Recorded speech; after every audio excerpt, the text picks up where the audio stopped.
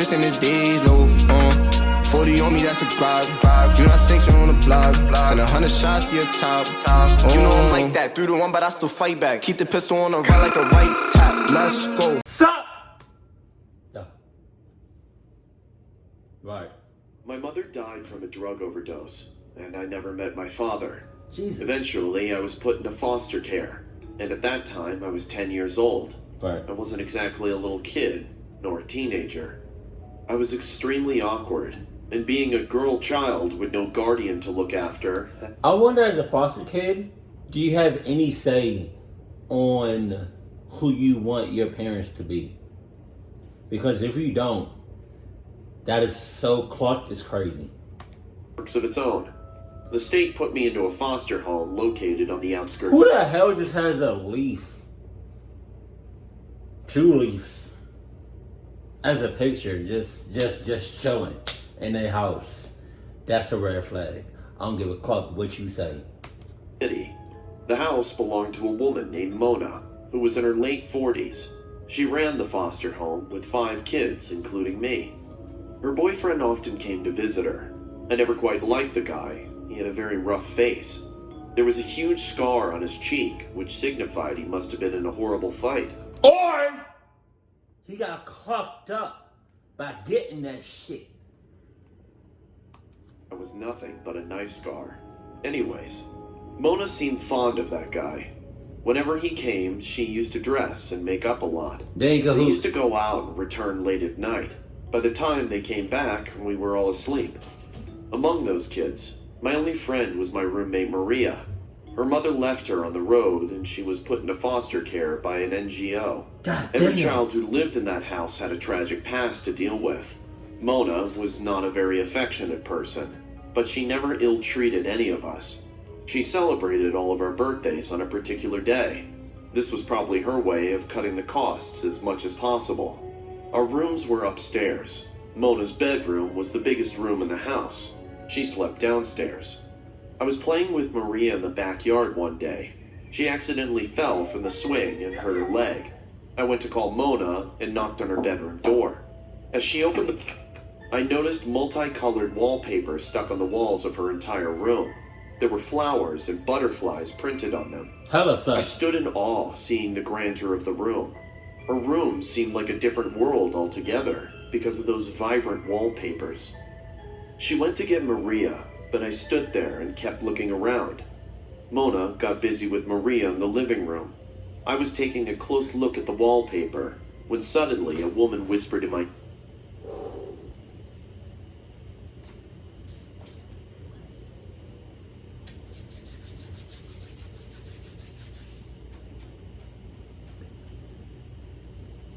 All I gotta say is, where the hell she come from?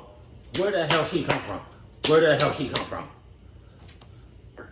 Help me. You got it, I'm good. I jumped back immediately out of shock. I looked around, but I was the only one standing in that room at the moment. I didn't understand. Was it all my imagination? Nah. Did I really hear a woman's voice? Yeah. Hello? Is there anybody here? I said nervously. No reply came back, but I started to hear a whispering sound. I concentrated on the sound and figured out it was coming from the bedroom wall right in front of me. I got closer and placed my ear on the wall. But what are you doing though? Like, what are you... I don't understand what you're doing. Like, you had somebody close as shit to your ear, and you didn't immediately haul ass? What are you doing? I turned around and saw Mona standing there and looking at me with a surprised face. Nothing. I was just watching the wallpaper.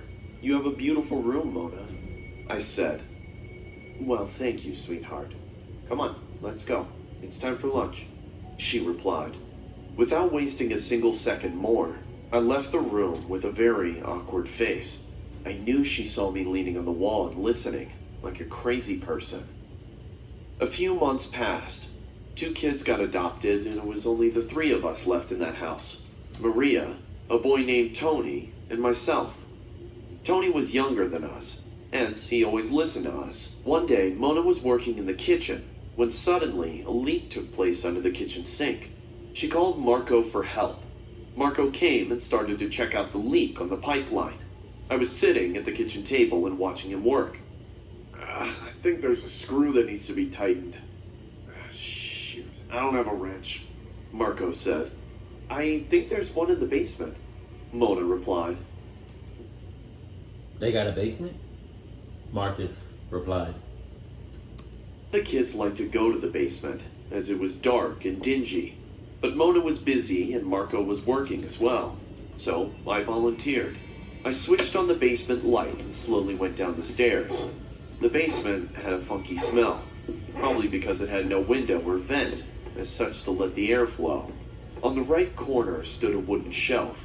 I saw the wrench sitting on the shelf. I walked to pick it up, just when I noticed a big trunk in the left corner. I thought that there might be toys or something exciting in there. Really? But as I got closer to the trunk, I noticed it was sealed with a metal lock. There's nothing but junk in it. My eyes followed the voice, and I saw Marco coming down the stairs to the basement. Then why is it locked? I asked curiously. Marco watched me for a moment, and then walked to the shelf and picked up the wrench. Come on, let's go. We got what we were looking for, he said. I came out of the basement and he locked the door behind me. I'm not sure, but since that day I started to realize that there was something wrong with this place. At night I could hear voices running through the halls. Wow. But the more I tried to listen, the more they faded away. One night, I got up from my bed hearing a quarrel downstairs. I tiptoed from my room and peeked from upstairs. I saw Mona and Marco were having a serious argument, but they were speaking in a rough, low voice. What are you saying? Are you out of your mind? Look, I'm telling you, this kid will get us in trouble. Don't talk like an idiot. She's just a dumb kid. She'll never be able to guess the truth. She asked me what was in the trunk today. We have to get rid of it. Oh, come on. Did you chicken out because of a kid? Don't you remember how fooled the cops in California were? Listen, darling, there's nothing to worry about, okay? Just relax. I will keep the basement locked at all times from now on. Happy? Yeah, that'll be better. I'll look for a place to get rid of the trunk soon. They went to their bedroom and I returned to my bed. What could be inside of that trunk? I kept thinking. You doing too much. I don't like your ass. You doing way too much. Relax. That day, Mona always kept the basement door locked, but they couldn't keep the mystery hidden for long. It was a Saturday night. Mona and Marco were out. Tony, Maria, and I were watching TV in the living room. Hey, let's play hide and seek, Maria suddenly said. Tony and I agreed, and we started the game. After a few turns of play, it was my turn to find everyone. Ready or not, here I come. I see where it's going. I rushed upstairs and started to look for Maria. I easily managed to find Tony as he hid under the bed. You suck! Maria was nowhere to be found. I realized that she might have hidden downstairs. I rushed downstairs, and after checking the entire living room, the only place left to hide was Mona's bedroom, because the basement was already locked. I pushed the door of Mona's room and said, I know you're hiding in here somewhere, Maria. Yeah. I tell her exactly what she hiding. In the closet, what? In the closet, what? In the closet, what? In the closet, what? In the closet, what? In the closet, what?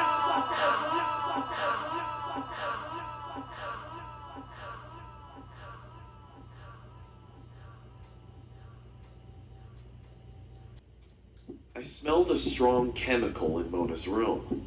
The odor was coming from the walls. She sprayed something on the wallpaper, which made her room smell like hospital cabins.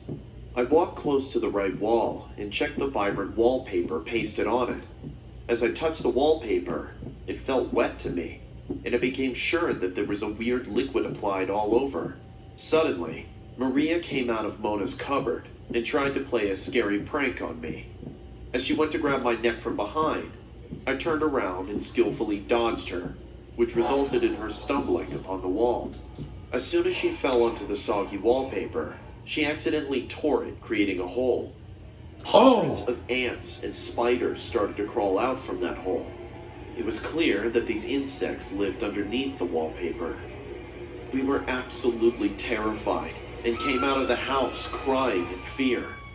Our next door neighbor, Mr. Stewart, came rushing to our house. He got inside Mona's room and don't know why he immediately called the cops.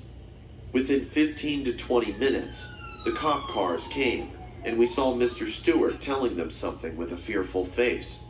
The cops broke into the basement and a horrible truth moved us all.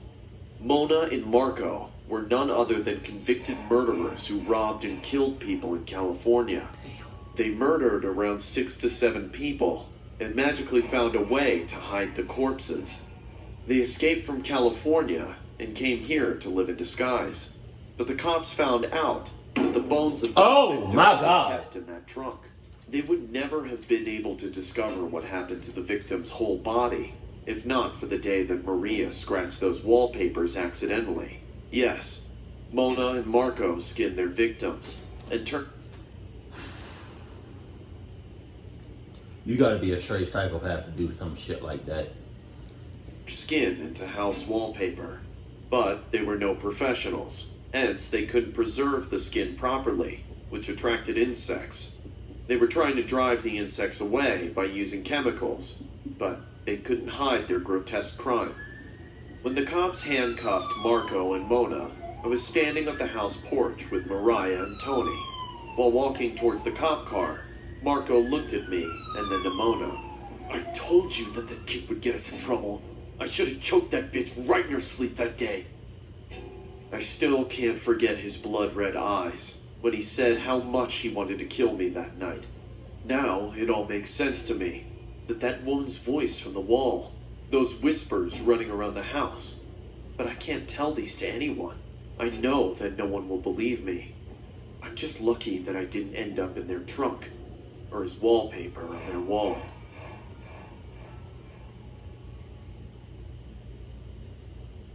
Before starting the story, I would suggest you guys to go subscribe to the channel. It turns out that most of you guys who watch me aren't actually subscribed. So, if you like the content and want to support the channel, go ahead and subscribe and hit the bell. It's free, and you can always change your mind later. I am a foster mom. I've been running this small foster home for 6 years now. I grew up as an orphan. Hence, I feel bad for every kid who is left to live without parental care.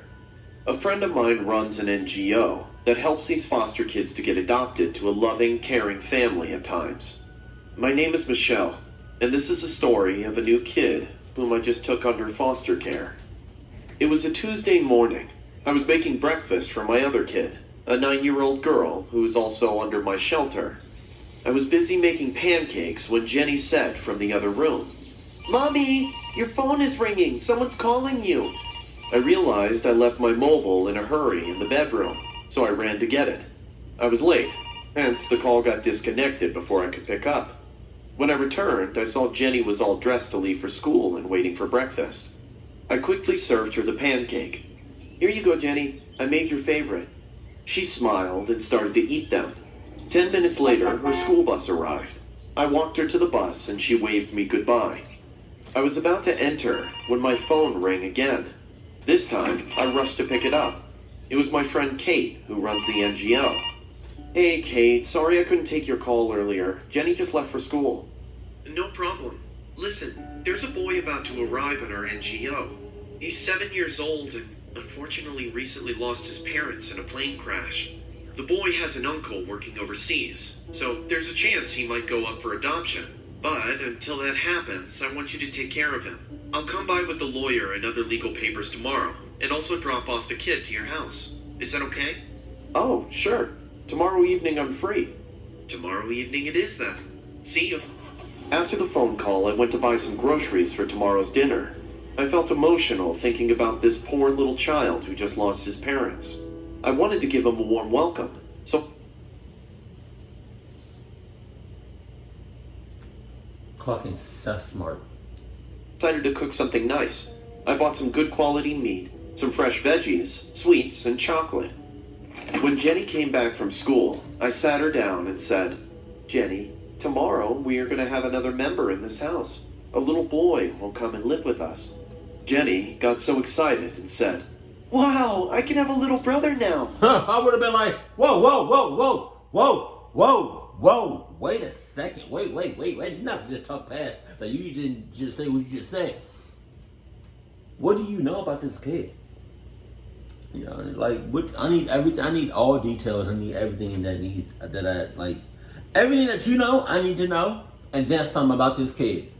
Cause you not, Jamie, you not about to put a random kid, a random person in this house. I need clarification. I need details. I need to know anything and everything about this kid. Because if this kid is a clucky, I'm gonna cluck my way outside this house. I smiled and hugged her for being such a sweet girl. The next day, Jenny and I decorated the entire house with balloons and colorful paper chains. At around 7 p.m., the doorbell rang. Jenny rushed towards the door and opened it with a big smile. Kate was standing there with a small, blonde-haired, blue-eyed boy, and beside them stood a man in his late 50s. That boy looks sus as shit. Y'all cannot tell me otherwise. I guessed him to be the lawyer of the boy. Please, come on in, I said with joy. They all came and sat down in the living room. Kate looked at Jenny and said, "You're becoming such a pretty girl." Jenny blushed in happiness. She then looked at the little... If I was a little girl, I would have been like, shut up! Where the papers at about this little boy? Come here, let me see. Where the papers at? I need to see the papers.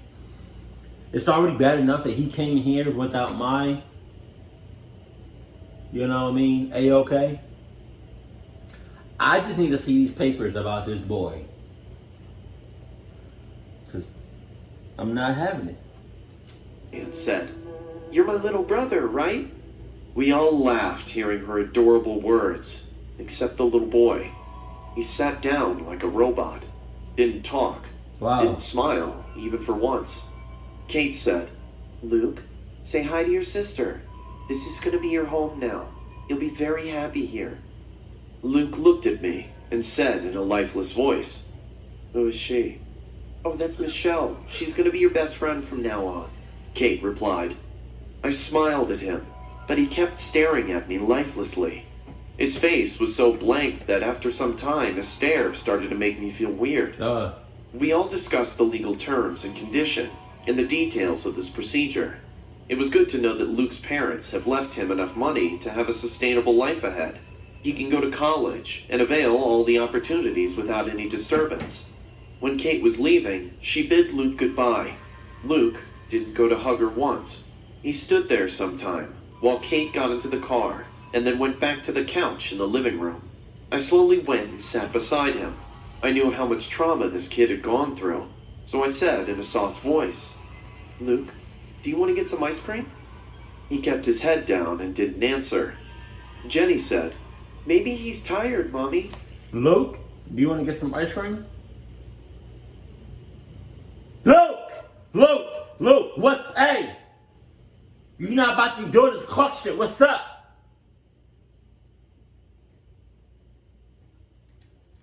What's up?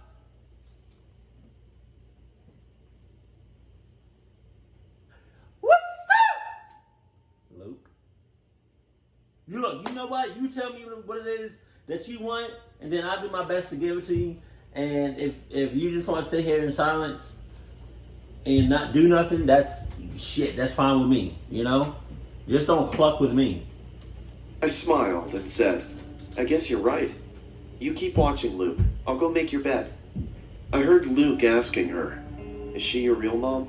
Jenny smiled and said, "No, but I like calling her my mommy. She's nice. She's gonna take good care of us." I prepared their beds. I arranged a bunk bed for both of them. Jenny slept on the upper bunk, and I tucked in Luke in the lower bunk. I kissed them goodnight, and Luke turned to the other side of the wall. I went to my room and lied down in the bed. I don't remember the exact time, but I woke up with a strange feeling. With my sleepy eyes, I saw Luke standing right in front of me and breathing heavily. The entire room was in complete darkness. I thought he might be feeling sick, so I turned on the bedside lamp and almost screamed in fear. Oh my God! Luke was standing there, looking at me, except his eyeballs were pale white. I don't know how, but his eyes were turned upside down, revealing the pale white part. I spoke in a fumbled voice. "Luke, what happened to you?" He blinked once. "My mom is calling me. Oh, she's waiting for me in that blue house." Oh. "My mom. She keeps calling for me." I picked him up from the ground, shouting, "Jenny! Jenny!" Jenny came running. "What happened, Mommy?" "Calling Kate right now. Please, just call her." Jenny called Kate, but she didn't answer the call. I put Luke on the bed. I got so scared that I couldn't sleep the entire night. Jenny also remained awake with me the whole time. The next morning, when Luke woke up, I asked him, "Do you remember what happened last night?" Luke stared at me, not saying a word. Kate came to see him within some hours after receiving my message. She sat him down and said, "Luke, sweetie, you have to understand that your mom and dad are in heaven now. They're watching you from there. Unfortunately, they can't come here." She wasn't my real mom. We were all shocked to hear this little boy say such a weird thing. Kate and I exchanged a surprised look. "Sweetie, what are you saying? She was your mom. She loved you." As soon as Kate came back the next morning, she wouldn't even have gotten to the house. I would have opened the door. Kate would have been right there. I would have given the little boy, "Here! Little boy, here you go. Don't bring this cluck-ass kid to my house or anywhere within 6 miles of me ever again." And Kate, clock you because you knew what you was doing. "Mom is in that blue house. She's waiting for me there. Can you please take me there?" None of us was getting what was going on with this child. Out of curiosity, I asked, "Do you know where this blue house is?" Luke replied, "Yeah, I can take you there." Wow. What happened next was beyond our expectation. Kate and I thought the best way to help this child would be to do what he says. He probably wants us to go outside. Children can do weird things for weird reasons sometimes. So, we all hopped into my car and I started the engine. Luke sat right beside me and said, "Take the first left." Trust me, guys, he gave me directions like an adult for at least half an hour. And beyond our imagination, after taking the last right turn, we came near a huge lake.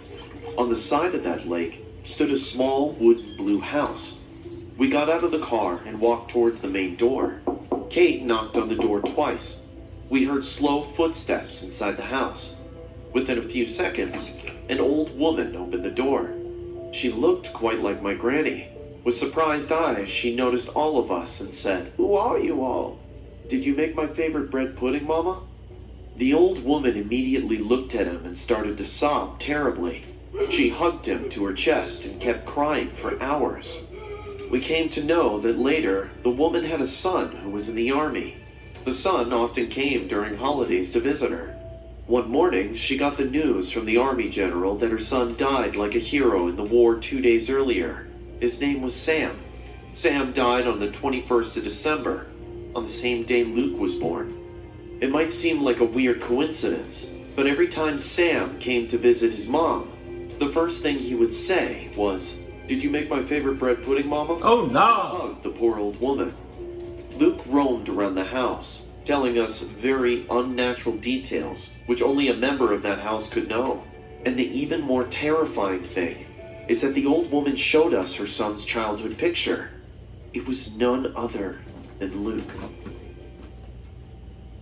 You got me. When I was younger, I wanted kids more than anything else in the world. But when I discovered I would never be able to carry children of my own, I decided to be a foster parent. My husband was happy to do this with me, since alternative methods of having our own children were well out of our affordable range. We fostered children for years, and though every child has had their own issues and challenges, I've loved them all. There was one child we took in that was different though. The last child we ever provided a temporary home for. Simon wasn't immediately different than the other children we had cared for, but there was always something off-putting about him. He was quiet, withdrawn almost. It wasn't uncommon for children who came from less fortunate situations, but I didn't have any solid information about his past.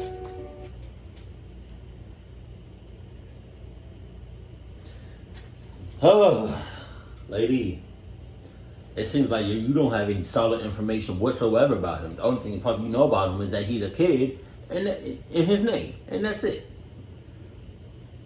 I feel like as a foster parent, you have some sort of say so about who you choose as your foster kid.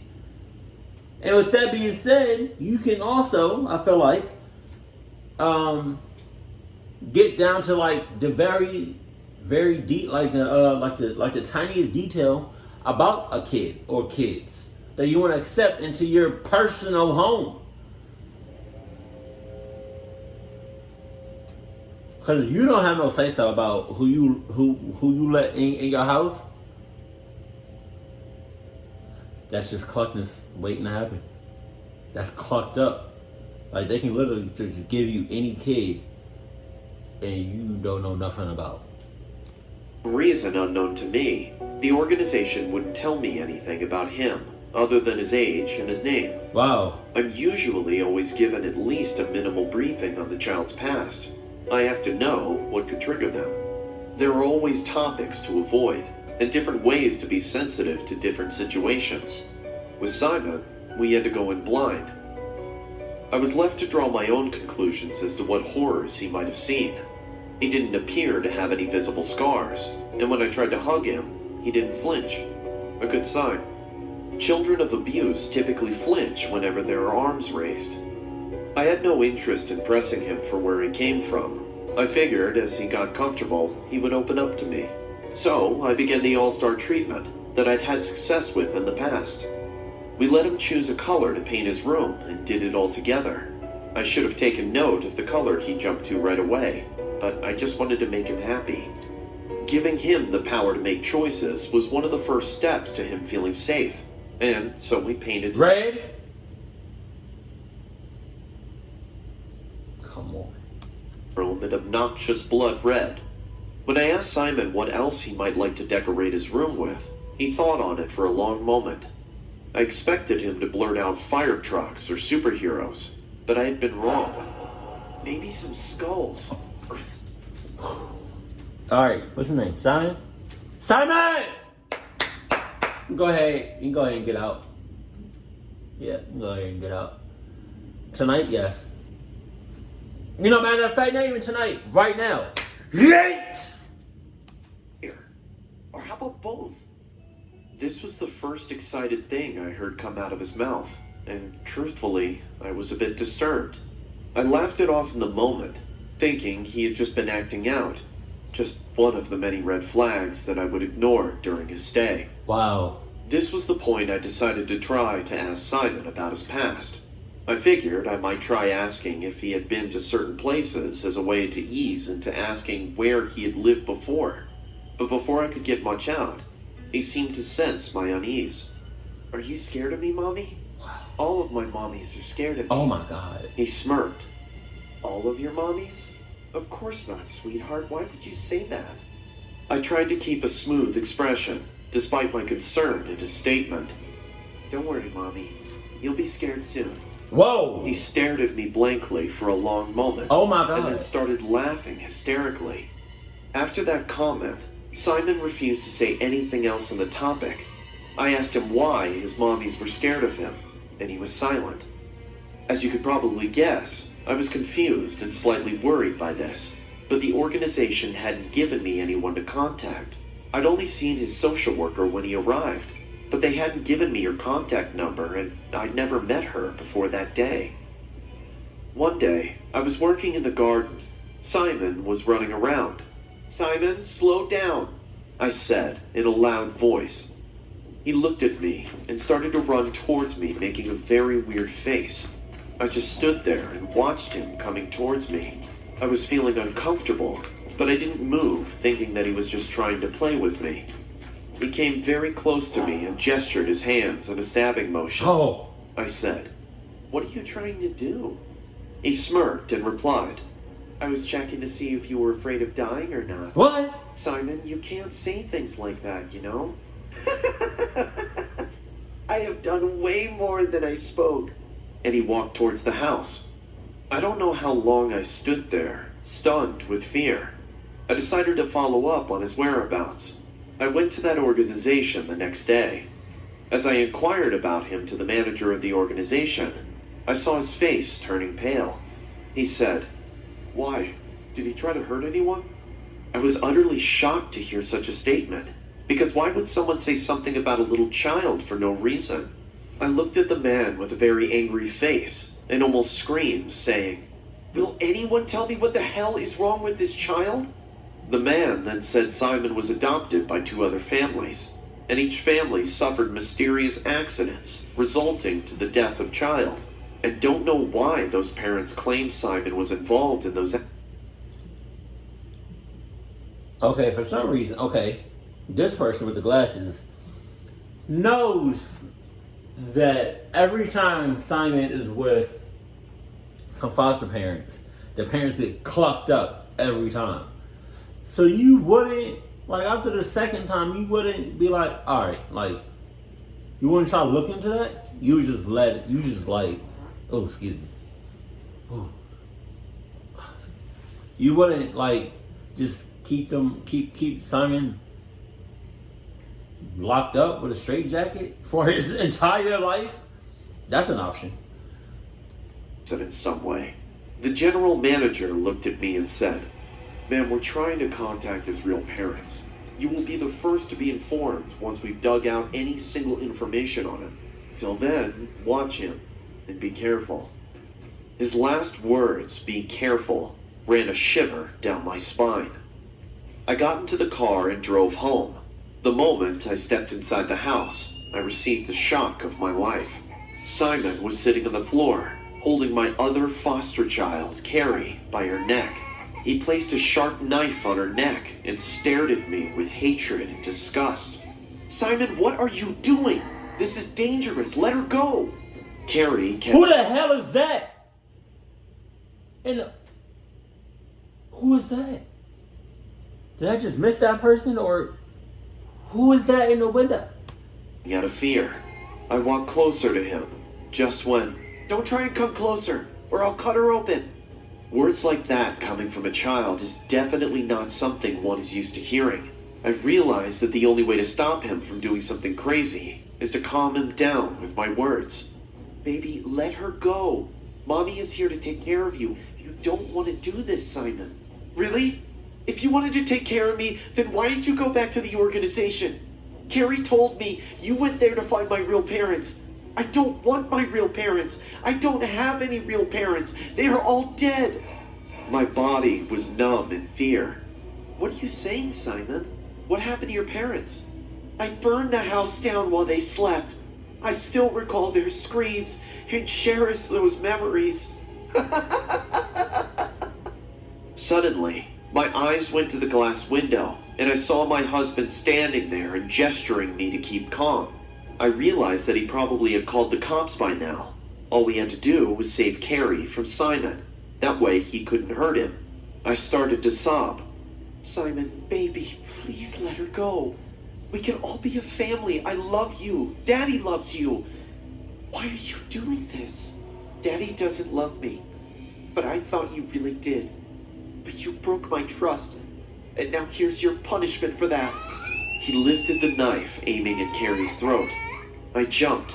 "No!" I ended up guarding Carrie with my hand, but before I could pull her out from Simon's grasp, he slashed my arm. "Ah!" My husband bolted inside and unarmed Simon immediately. Simon was screaming like a hungry wolf, and his eyes were burning like hellfire. My husband held him tightly so that he couldn't do anything or hurt anyone. The cops finally came and took Simon to a correctional facility.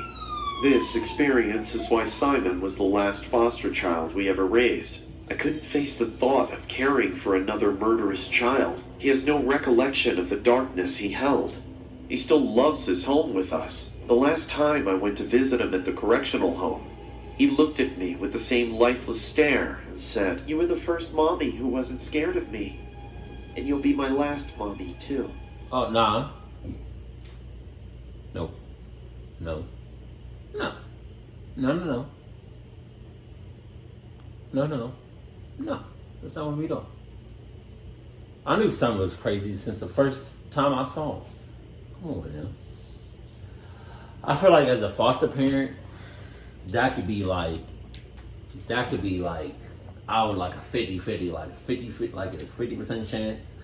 Like, you want to end up in a fucked up situation, then the other 50% chance is like,